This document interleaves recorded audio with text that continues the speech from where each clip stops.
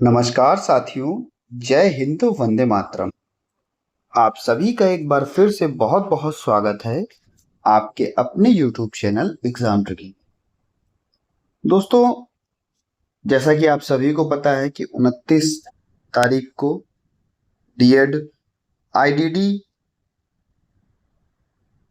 Second year का जो exam है methods of teaching in elementary school, इसका है और इसका मॉडल पेपर भैया अपलोड किया जा चुका है।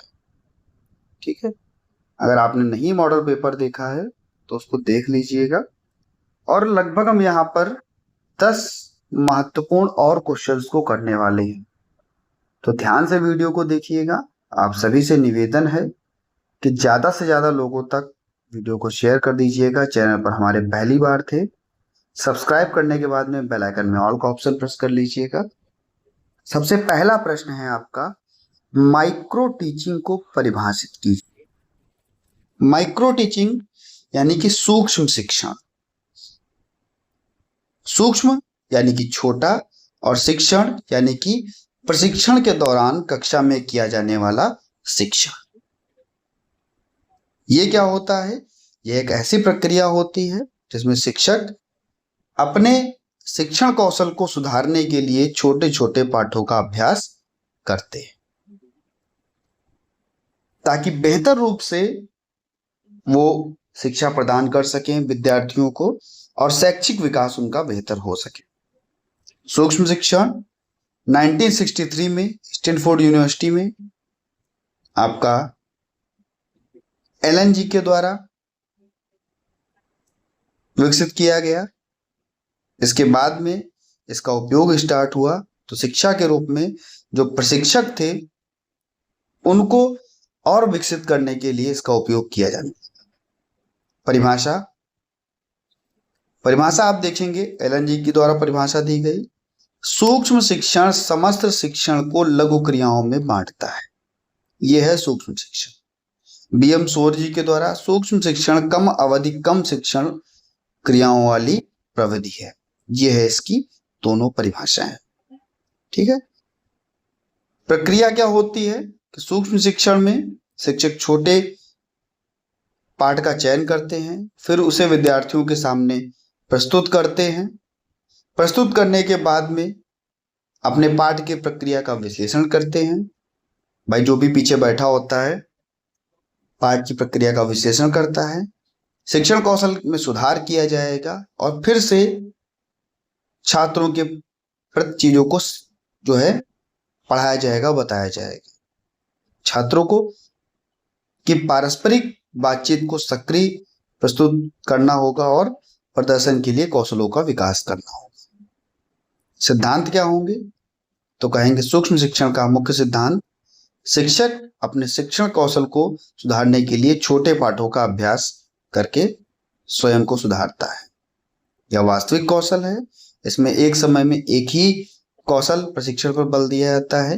अब जो अभ्यास किया जाता है उसकी प्रक्रिया पर नियंत्रण रखा जाता है। इसका उद्देश्य क्या होगा?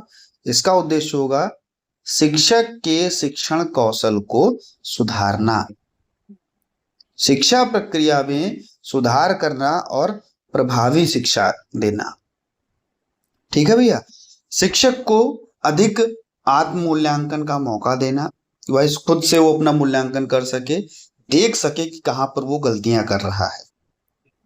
शिक्षक आत्मविश्वास की भावना के साथ उसकी वृद्धि हो सके और जो भी त्रुटियां हो वो उनको दूर कर सके, नए नए अवसर उसको मिल सके। विशेषताएं क्या होंगी तो विशेषताएं होंगी कि शिक्षक की शिक्षण प्रक्रिया को विश्लेषित करना, कौशलों में सुधार करना, कम समय में ज्यादा दक्षताएं लाना।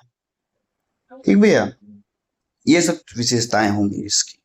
बात करते हैं शिक्षण अधिगम वातावरण के बारे में आप क्या समझते हैं, उदाहरण देकर के समझाइए। टीचिंग लर्निंग इन्वायरमेंट की बात कर रहा है। यह समग्र परिवेश जिसमें शिक्षक और विद्यार्थी अधिगम सीखने की प्रक्रिया में भाग लेते हैं। यह केवल कक्षा की भौतिक स्थिति तक सीमित नहीं होती बल्कि उसमें मानसिक, सामाजिक, भावनात्मक, बौद्धिक वातावरण भी शामिल किए जाते हैं। भौतिक वातावरण जैसे कि आप कह सकते हैं कि कक्षा की व्यवस्था सही होनी चाहिए, प्रकाश सही होना चाहिए, वायु, बैठने की व्यवस्था, पाठ्य सामग्री, शैक्षिक उपकरण, ये सब अच्छे वाले होने चाहिए। मानसिक और भावनात्मक वातावरण, व्यवहार, छात्रों के प्रति सहानुभूति, प्रेरणा, सहयोग, एक दूसरे के प्रति सम्मान, इसकी भावना शामिल होनी चाहिए। सामाजिक वातावरण, छात्रों के बीच सहयोग, सामूहिक कार्य, आपसी समझ, सांस्कृतिक मूल्य, ये सब अच्छे होने चाहिए। शैक्षिक वातावरण में पाठ्यक्रम होगा, शिक्षण विधियां होंगी, पाठ्यक्रम सामग्रियां होंगी, मूल्यांकन है, ये सब होना चाहिए। ठीक है, जिससे कि बच्चा सीख सके।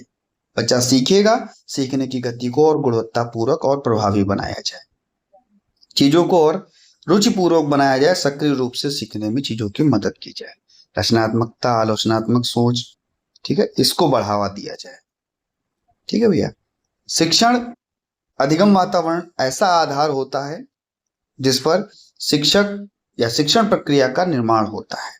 यह वातावरण सकारात्मक सोच, समावेशी शिक्षा, प्रेरणा, विद्यार्थी केंद्रित होता है, जो अधिक प्रभावी रूप से इसको बेहतर बनाता है। एग्जाम्पल आप देख सकते हैं, दिया गया है, आप लिख सकते हैं, कोई समस्या नहीं है। ठीक है भैया। नेक्स्ट क्वेश्चन है, गणित पढ़ाने के विभिन्न तरीकों पर चर्चा करें। भाई गणित पढ़ाना है तो कौन कौन से तरीके होंगे, इस पर चर्चा करें। गणित एक ऐसा विषय है जो हमारी सोच को डेवलप करता है, जो हमारे समस्या समाधान को डेवलप करता है, जो अमूर्त अवधारणाओं को विकसित करता है। क्योंकि हम गणित के द्वारा बहुत सारी चीजें, बहुत सारे समस्या समाधान करना सीख जाते हैं प्रभावी ढंग से। अगर बच्चे को पढ़ाना है, ठीक है, कोई तरीका पर्याप्त ना हो, भैया गणित आप पढ़ाओ बच्चे को, बच्चे के लिए बहुत अच्छा है। ठीक है, बच्चे की उम्र के अनुसार याद रखो, रुचि के अनुसार याद रखो, समझने की क्षमता के अनुसार याद रखो। इससे क्या होगा, बच्चा बेहतर रूप से सीख पाएगा। एक तो आपका लेक्चर मेथड होता है, जहां पर जिस मेथड के द्वारा आप बच्चों को गणित पढ़ा सकते हैं, पारस्परिक व्याख्यान विधि के द्वारा, यह सबसे पुरानी और सामान्य विधि। शिक्षक ब्लैक बोर्ड पर सूत्र लिखते हैं, अवधारणाओं को समझाते हैं, आप लोग भी इससे बहुत अच्छे से पढ़े होंगे। इसमें समय की बचत भी होती है। ठीक है भैया। छात्र जो है निष्क्रिय रहता है, क्योंकि सारा का सारा काम तो शिक्षक कर रहा है। ठीक है, तो छात्र क्या करता है, रट्टा मारने की प्रवृत्ति हो जाती है उसमें। आगमन और निगमन विधि सबसे अच्छी आपकी यही विधियां होती है, और समस्या समाधान विधि सबसे अच्छी, और खोज विधि सबसे अच्छी। इन तीनों विधियों में बच्चा जो है सक्रिय रूप से काम करता है। आगमन विधि में विशिष्ट उदाहरणों से सामान्य नियम निकालना, और निगमन विधि में सामान्य नियम से विशिष्ट निष्कर्ष निकालना। यहां पर अगर आप बात करोगे निगमन में, तो आगमन विधि जो है छात्रों की खोज को बढ़ाती है, जबकि निगमन विधि तर्क को मजबूत करती है। दोनों बहुत सही हैं, एक जो सोच को बढ़ा रही है और एक जो आपकी तर्क को मजबूत कर रही है। समस्या समाधान करना, छात्रों को वास्तविक जीवन में समस्याएं जो भी दी जाती हैं, उससे बच्चा खुद से समाधान करे। इससे बच्चे में सोचने की क्षमता का विकास होगा, क्रिएटिविटी बढ़ेगी, आत्मविश्वास बढ़ेगा। छात्र को समय अधिक लगेगा, लेकिन जब छात्र करेगा तो हताश नहीं होगा, अच्छे से चीजों को कर पाएगा। खोज विधि, डिस्कवरी मेथड के द्वारा बच्चा क्या कर सकता है, मॉडल के माध्यम से, गतिविधियों के माध्यम से स्वयं चीजों को, अवधारणाओं को खोज करके बना सकता है, लिख सकता है, तैयार कर सकता है। खेल विधि के द्वारा, ब्लॉक्स के द्वारा, मॉडल के द्वारा, कट पेस्ट के द्वारा, श्रव्य दृश्य सामग्री के द्वारा। ठीक है, इसमें क्या होता है, डर कम होता है, गणित में बच्चा अधिक मजेदार रूप से सीखता है। प्रोजेक्ट मेथड के द्वारा भी आप जो है बच्चे को सिखा सकते हो।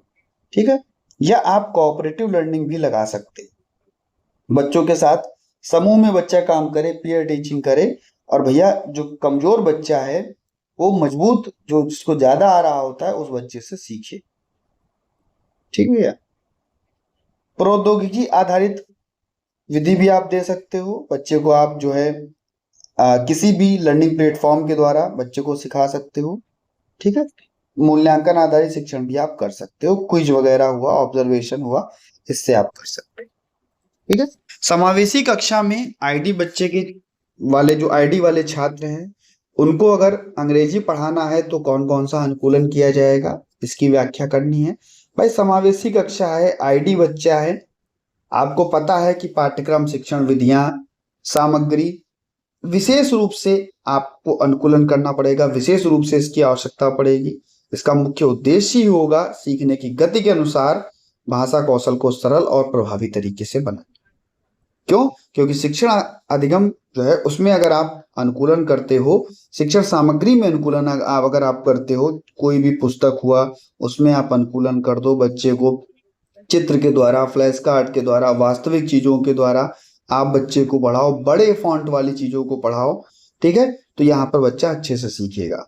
बच्चे की शिक्षण विधियों में बदलाव कर दो। पहले आप मान लो बच्चे को केवल दिखा करके सुना रहे थे, आप मल्टी सेंसरी अप्रोच लगा दो, दिखाकर सुनाकर जैसा बच्चा चाहे वैसा करके आप लगा दो। बच्चे के लिए आप फोनिक इंस्ट्रक्शंस दे सकते हो, ध्वन्यात्मक निर्देश दे सकते हो। यहाँ पर बच्चा रटने की बजाय बच्चा जो है ध्वनियों को ज्यादा पकड़ेगा। ठीक है, दैनिक जीवन के शब्द, रोजमर्रा के काम के आने वाले शब्द, स्टॉप, पुश, गो, इन, आउट, ऐसी चीजों को आप बार बार बच्चे को सिखा सकते हो। कार्य और मूल्यांकन में लचीलापन, फ्लेक्सिबिलिटी होनी चाहिए। भाई जो भी आप बच्चे को सिखाओ, जो भी चीजें आप बच्चे को सिखाओ, छोटे छोटे चरणों में सिखाओ। एक अगर आपको सेंटेंस बच्चे को सिखाना है, छोटे छोटे उसमें सिखाओ। एक अगर आपको पोयम बच्चे को सिखानी है तो भी छोटे उसमें सिखाओ। अतिरिक्त समय बच्चे को दे दो, बच्चा अक्षरों को पहचान सके, शब्दों को पहचान सके। ठीक है, सकारात्मक सुदृढ़ीकरण, पॉजिटिव रिइंफोर्समेंट दे दो। छात्र के हर छोटे प्रयास के लिए आप उसे सराहना दो, उसका आत्मविश्वास बढ़ाओ। ठीक है, तकनीकी सहायता दे दो, टेक्स्ट टू स्पीच या स्पीच टू टेक्स्ट के माध्यम से आप बच्चे को आगे बढ़ाओ। ठीक है, क्वेश्चन नंबर 5, सारे के सारे क्वेश्चन आपके लिए वेरी वेरी इंपॉर्टेंट है भैया। ठीक है, बहुत इंपॉर्टेंट क्वेश्चंस हैं यहाँ पर, एक भी क्वेश्चन छोड़िएगा नहीं। 10 क्वेश्चंस को यहाँ पर मैंने रखा है और मॉडल पेपर भी आप लोगों के लिए बना दिया है, अपलोड कर दिया है। उसको नहीं देखा है तो देख लीजिएगा। ठीक है, टीपीआर की बात होगी, टोटल फिजिकल रिस्पॉन्स की बात होगी। और उससे पहले एक छोटी सी सूचना आप सभी के लिए, आईडीटी सेकेंड ईयर के लिए मोस्ट इंपॉर्टेंट क्वेश्चन और आंसर सभी की सभी 7 सब्जेक्ट से बना दिए गए हैं, आपको पहले से बताया गया है। अगर आपको उसको लेना है तो भैया आप जो है इसको ले सकते हैं। ठीक है, सभी के सभी 7 सब्जेक्ट के लिए 299 रुपए। अगर आपको एक एक सब्जेक्ट करके लेना है तो 50 रुपए पर सब्जेक्ट। ठीक है, मान लो अगर आपको पेपर 8 का लेना है, पेपर 9 का लेना है, तो एक सब्जेक्ट लेना है तो आप 50 रुपए का आराम से ले सकते हैं पीडीएफ। ठीक है भैया, और कहाँ पर लेना है? 9118182056 पर आपको मिल जाएगा। यहाँ पर आपके 2 से 3 वर्षों के जो महत्वपूर्ण क्वेश्चंस आए हुए हैं उनको रखा गया है और सभी के सभी क्वेश्चंस जो हैं वो इंपॉर्टेंट है। ठीक है, बाकी आप लोग पढ़ाई कर ही रहे हैं चैनल पर, जिसकी इच्छा हो, जल्दी पढ़ना चाहता हो, कुछ एक्स्ट्रा चीजें चाहता हो तो ले सकता है। बात कर लेते हैं भैया टीपीआर की, यानी कि टोटल फिजिकल रिस्पॉन्स की, संपूर्ण भौतिक प्रक्रिया की, जिसे डॉक्टर जेम्स असर ने विकसित किया। यह विशेष रूप से प्रारंभिक भाषा शिक्षण को और अधिक प्रभावशाली बनाने के लिए मानी जाती है। इसकी परिभाषा क्या होती है? यह एक ऐसी शिक्षण विधि जिसमें छात्र शारीरिक गतिविधियों के माध्यम से भाषा को समझते और सीखते हैं। शिक्षक मौखिक निर्देश देता है, छात्र उस निर्देश का शारीरिक रूप से अनुसरण करता है। शारीरिक प्रतिक्रिया के माध्यम से अधिगम देता है, यानी कि भाषा को केवल सुनकर या पढ़ने की बजाय बच्चा शारीरिक गतिविधियों के माध्यम से उसको जोड़े, जैसे स्टैंड अप, सिट डाउन, ठीक है, ओपन योर बुक, ऐसी चीज। प्राकृतिक भाषा अधिगम जैसा अनुभव, भाई बच्चे को आप मातृभाषा में चीजों को सिखा रहे हो, बच्चा धीरे धीरे चीजों को सुनकर सीख रहा है, तो बच्चे को आप वैसा सिखाओ जहां पर बच्चा सुने और प्रतिक्रिया भी दे साथ में। और प्रतिक्रिया देगा तो और अच्छे से सीखेगा। तनाव मुक्त बच्चे के लिए वातावरण होना चाहिए। बच्चे के लिए बोलने पर कोई दबाव नहीं होना चाहिए। बच्चा पहले सुने फिर उसका जवाब दे, इससे उसका आत्मविश्वास बढ़ेगा। मल्टी सेंसरी टीचिंग, श्रवण, दृष्टि, गति, इन तीनों चीजों को जोड़ करके बच्चा सिखाया जाए, सीखने के लिए अधिक प्रभावी। ठीक है भैया। इसका लाभ क्या होगा? तो भाषा सीखने में रुचि और उत्साह को बढ़ाएगा, याद रखने की क्षमता को बेहतर करेगा। ठीक है। छोटे बच्चों के लिए जो भी विशेष आवश्यकता होगी उसको और अधिक प्रभावी बनाएगा, जहां पर बच्चा शिक्षक दोनों का संवाद हो पाएगा, कम्युनिकेशन हो पाएगा। ठीक है भैया। ऐसे आप उदाहरण देख सकते हैं। शिक्षक कहेगा क्लैप योर हैंड्स, तो बच्चा अपने हाथों से ताली बजाएगा। टच योर नोज, तो बच्चा टच करेगा अपनी नोज को। ऐसी चीजें। ठीक है। टोटल फिजिकल कम्युनिकेशन, कम्युनिकेशन हो रही है, बच्चा नोज पकड़ रहा है, हेड पकड़ रहा है, ठीक है, ईयर पकड़ रहा है, ऐसी चीजें। धीरे धीरे शिक्षक नए शब्दों और वाक्यों को जोड़ता जाएगा और बच्चे की भाषा विकसित होती जाएगी। टीपीआर जो है एक सरल, प्रभावशाली जो है शिक्षक होता है, खास तौर पर प्राथमिक स्तर के बच्चों के लिए भाषा शिक्षक समावेशी कक्षाओं का उपयोग या छात्रों को सुनने, समझने, शारीरिक प्रतिक्रिया देने में जो है अधिक बेहतर बनाता है, आनंददायक बनाता है। टीएलएम के बारे में बात होगी। टीएलएम के उचित उपयोग के बारे में संक्षेप में लिखिए। और टीएलएम है, आप सभी को पता है कि टीचिंग लर्निंग मटेरियल क्या होगा? बच्चे के लिए अधिक प्रभावी, रोचक और व्यवहारिक बनाने के लिए चीजें जो हैं टीएलएम के लिए होती हैं। क्यों? क्योंकि बच्चों का कॉन्सेप्ट क्लियर करना है। ठीक है। टीचिंग लर्निंग मटेरियल जटिल अवधारणाओं को सरल बनाना, दृश्य, श्रव्य, स्पर्श, इनके माध्यम से चीजों को बेहतर बनाना, छात्रों की जिज्ञासा और रुचि को बेहतर करना, सीखने की प्रक्रिया में जो है सुधार करना। इसके प्रकार क्या क्या हो सकते हैं टीएलएम के? तो आपको हो गए सर दृश्य सामग्री, श्रव्य सामग्री। दृश्य सामग्री कौन सी? चार्ट, फ्लैश कार्ड, ऐसी चीजें। श्रव्य सामग्री कौन सी? रिकॉर्ड की गई ऑडियो क्लिप, कविताएं, कहानी, ऐसी चीजें। ठीक है। दृश्य श्रव्य इसमें दोनों चीजें हो, जैसे वीडियो, स्मार्ट क्लास, प्रोजेक्टर, ऐसी चीजें। क्रियात्मक गतिशील, जिसमें आपको हो गए जो है गणित की गिनती की छड़ियां, अबेकस, किड्स, ऐसी चीजें, जहां पर बच्चा खेल, रोल प्ले और ड्रामा के माध्यम से सीखेगा। ठीक है। डेमो प्रयोग करेगा। ठीक है। आप बच्चे को जो है लो कॉस्ट वाली जो टीएलएम होते हैं आप उनका उपयोग करा सकते हो। किसी भी पत्थर, पत्ते, पुराने डिब्बे का उपयोग कर सकते हो टीएलएम बनाने के लिए। ठीक है। इसका सिद्धांत होता है कि भाई बच्चे को किसी भी प्रकार की चोट ना लगे।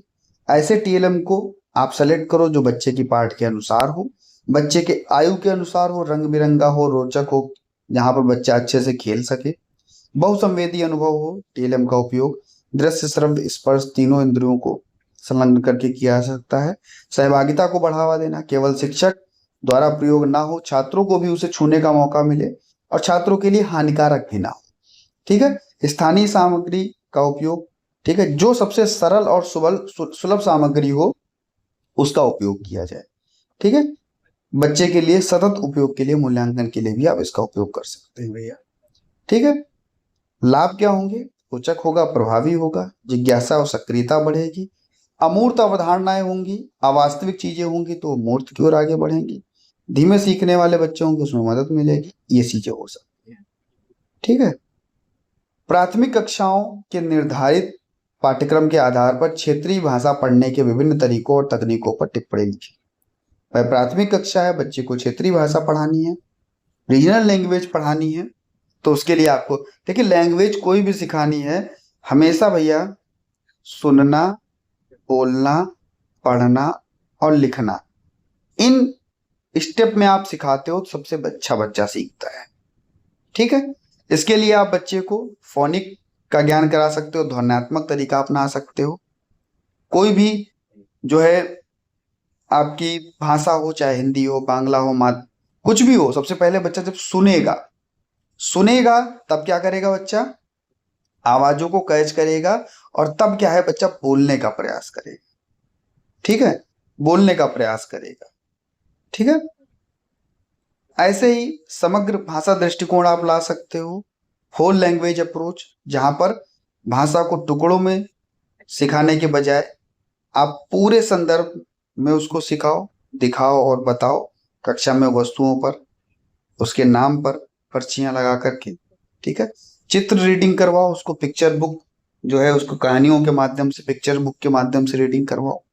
मल्टी सेंसरी टेक्निक अपनाओ, स्पर्श के माध्यम से, दृश्य श्रव्य के माध्यम से। जब आप स्पर्श करके चीजों को सिखाओगे, क्ले हुआ, ठीक है, सैंड पेपर हुआ, इन सभी चीजों के माध्यम से, दृश्य श्रव्य चीजों के माध्यम से, लोकगीत, कविता, एनिमेटेड कहानियों के माध्यम से, ठीक है। कहानी को सुनाना और साझा करना, बड़ी किताबें होंगी, बड़ी बुक होंगी, वहां पर आप किताबों को अच्छे से बताओगे, जोड़ दोगे, ठीक है। खेल आधारित तकनीकी आप कर सकते हो, फ्लैश कार्ड्स के माध्यम से, शब्द अंताक्षरी के माध्यम से आप बहुत अच्छी तरीके से बच्चे को सिखा सकते हो, ठीक है भैया। कॉन्सेप्ट क्लियर करता हुआ चल रहा हूं, एक एक चीज आप बहुत अच्छे से देखते जाइए, कॉन्सेप्ट क्लियर हो जाएगा तो आप पेपर में बहुत अच्छे से लिख सकेंगे, इसका विशेष ध्यान रखिएगा। और हाँ भैया, वीडियो अच्छी लगी हो तो यार लाइक कर दिया करो। मैं देखता हूँ कि आप लोग एग्जाम के टाइम पर ही वीडियो को देखते, मुझे बहुत अच्छे से पता है, तब तो यार कम से कम लाइक बनता है। आपके लिए अगर इतनी मेहनत की जा रही तो एक लाइक तो यार दे दिया करो। लाइक से हमें कोई पैसा नहीं मिलता है, बस अच्छा लगता है कि चलो भाई 5,000, 10,000, 15,000 लोगों ने देखा। मान लो अगर 10,000 लोगों ने देखा तो 5,000 लोगों ने उसको लाइक किया, यानी कि भैया अच्छा लगा। और 10,000 लोगों ने देखा तो भैया 200 लोगों ने लाइक किया, तो ऐसा लगता है कि 10,000 लोगों ने देखा लेकिन पसंद नहीं आया उनको। ये अंदर से थोड़ा फीलिंग बेकार वाली आ जाती है। और जब बेकार वाली फीलिंग आती है तो भैया सच में बताए ना, वीडियो बनाते हुए मन नहीं। आप लोग चाहते हैं कि आप लोगों के लिए और अच्छा कंटेंट लाया जाए, तो आपका पूरा उत्तरदायित्व तो है भैया कि वीडियो को लाइक करो, कमेंट करके बताओ यार, थोड़ा सा तो समय खत्म करो। सोचो हर एक चीज जो आपके लिए दी जा रही है, और वो भी ये मान के चलो कि भाई वो चीजें दे रहा हूं जो आपके पेपर के लिए ही हैं, कोई उलूल जुलूल फुलूल चीजें आपके लिए नहीं दी जा रही। मैक्रो टीचिंग की बात होगी, जिसको हम लोग स्थूल शिक्षण या वृहद शिक्षण कहते हैं, इसकी बात करें। यह एक ऐसी शिक्षण विधि जिसमें शिक्षण का संचालन एक बड़े समूह के सामने किया जाता है। शिक्षण प्रक्रिया पूर्ण रूप से योजनाबद्ध होती है, ठीक है। समूह आकार बड़ा होगा। यह शिक्षण प्रक्रिया कम से कम 30 से 40 मिनट तक की जाएगी। जो भी कक्षा का समय होता है 35 मिनट, 40 मिनट, 45 मिनट पूरे समय दिया जाएगा। पाठ्य योजना बनाई जाएगी, शिक्षक विस्तृत पाठ्य योजना बनाएगा। उद्देश्य, विधियां, शिक्षण सामग्री, इनको शामिल किया जाएगा। वास्तविक शिक्षण स्थिति होगी, ना कि अभ्यासात्मक होगी। भाई वास्तविक रूप से पढ़ाया जाएगा। अभ्यास अगर करना है तो आप भैया माइक्रो टीचिंग में करो जाकर के। अगर माइक्रो में करोगे, वृहद में करोगे, तो वहां पर आपको पूरा अच्छे से पढ़ाना पड़ेगा, ठीक है।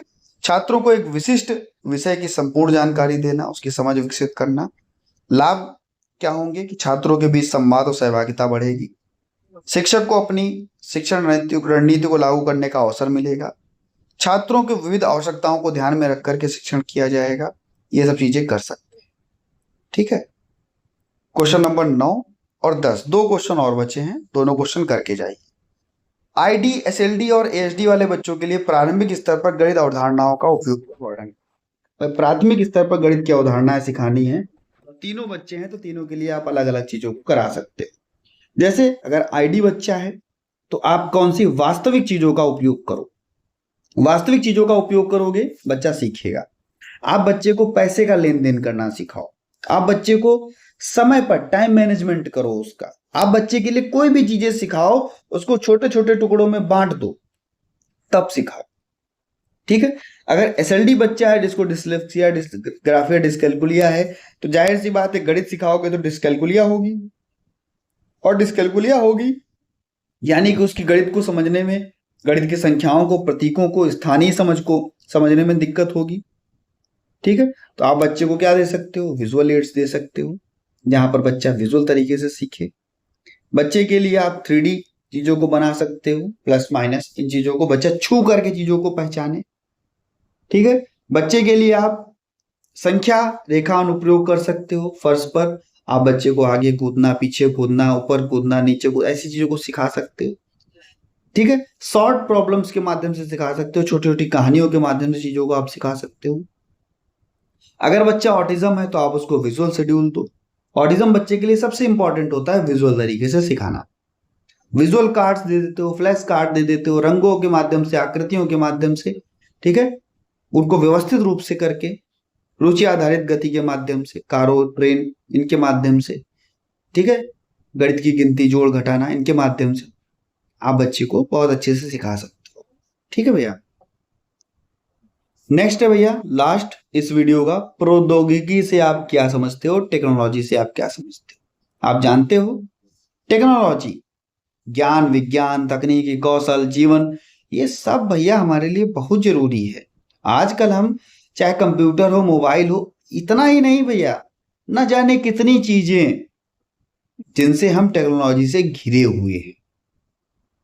ठीक है, कोई भी नियम हुआ, कोई भी सिद्धांत हुआ, कोई भी प्रक्रिया हुई, वो सब हमारी टेक्नोलॉजी से आती है। ठीक, कोई भी उपकरण हुए, ठीक है, हम लोग यूज करते हैं, रोज का यूज है, मोबाइल फोन, इंटरनेट, ईमेल, रोज का यूज है, स्मार्ट क्लास, ऑनलाइन कोर्स, ई बुक, एजुकेशन एप्स, हमारा रोज का काम। यातायात में जितनी भी चीजें हैं उसमें जितनी भी टेक्नोलॉजीज आने लगी, सब हमारी टेक्नोलॉजी का काम। एक्सरे मशीन हुआ, वेंटिलेटर हुआ, तो ये सब क्या है, हमारी टेक्नोलॉजी से विकसित है। ट्रैक्टर हुआ, आधुनिक कोई सिंचाई, कोई भी चीज हुई, टेक्नोलॉजी से विकसित है। ठीक है, समय कम लगेगा और दिमाग कम लगेगा, यानी कम मेहनत करनी पड़ेगी। ठीक है, जीवन स्तर में आपके सुधार आएगा, ग्लोबल स्तर पर दुनिया में हम लोग आगे बढ़ेंगे। ठीक है भैया, फायदे हैं तो नुकसान भी है। ठीक है, ये भी याद रखिएगा। तो कैसा लगा आपको वीडियो जरूर बताइएगा और बने रहिएगा। आपके अपने चैनल सब्सक्राइब करना ना भूलिएगा। और हाँ भैया, आप सभी का बहुत बहुत धन्यवाद। 86,000 का परिवार आप सभी ने किया, और कोशिश यही है कि भैया जब तक आपके पेपर खत्म हो तब तक 1 लाख का अगर आप लोग परिवार बना दो तो बहुत अच्छा है। नहीं तो भाई 86 है तो कम से कम 4,000, 90,000 तक तो यार पहुंचाइए, तो थोड़ा अच्छा लगने लगे हमको भी कि आपको ये चीजें दी जा रही हैं, तो आप लोग भी हमारे साथ जुड़े हैं, मेहनत कर रहे हैं। बाकी तो जो देखेगा, जिसको अच्छा लगेगा, जिसको पेपर में कुछ मिलेगा वो देखेगा, नहीं मिलेगा तो क्यों देखेगा, सीधी सी बात है। आप भी जुड़े हैं हमारे साथ, हम भी आपके साथ जुड़े हैं, और एक दूसरे से खुद को बेहतर बना रहे हैं, आप हमसे और हम आपसे। ठीक है, मिलता हूं भैया नेक्स्ट वीडियो में। धन्यवाद।